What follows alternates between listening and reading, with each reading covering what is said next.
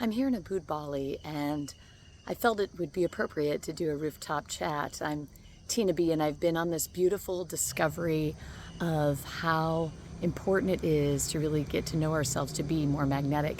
And as I was contemplating what to talk about, there's so much I've been learning on my solo trip to Bali in terms of what I've been exploring, learning, and discovering for myself and about the world and people in general. And what I want to lean into today is the word surrender. Now, this is a word I used to think meaning something bad, like when you're at war, you surrender if you're losing. But really, it's a beautiful word of empowerment. To me, as I've really tapped into it, it means melting into a sense of allowing things to be as they are, the person, lean into the time factor and, how there is Bali time. You'd have no idea what time or day it is. And being able to show up as who you are and allowing the other to be the other.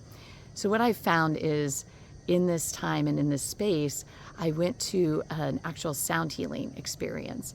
And in that time, I thought to myself, I could just lie here and listen to the pretty music and think in my thoughts, or I could truly surrender and be out of my mind and lean into my heart.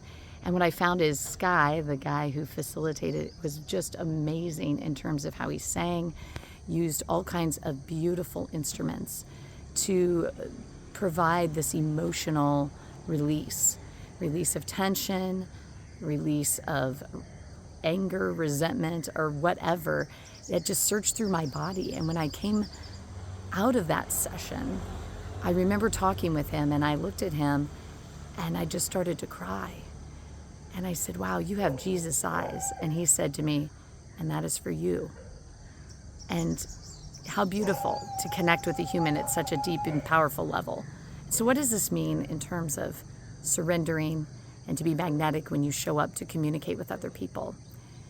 Well, I think too many times we get in our heads and we worry about what's next, or we think about the past, and that formulates our thoughts of what we're going to say or what we think the other person is going to say. And so if we can truly surrender and show up into the experience without any formulated ideas, preconceived notions, judgments of self or others, we're going to have a beautiful conversation.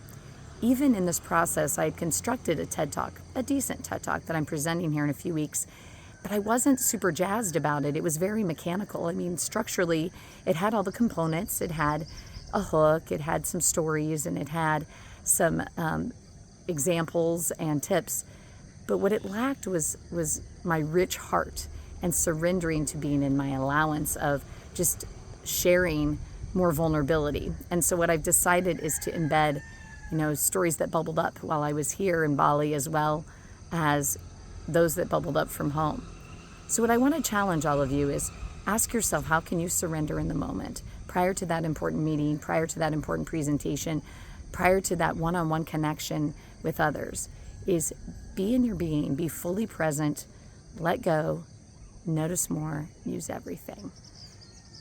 And I would love to invite you to check out my website for more insights. It's tinabakehouse.com. That's tinabakehouse.com. This has been another beautiful rooftop chat in Bali with Tina B.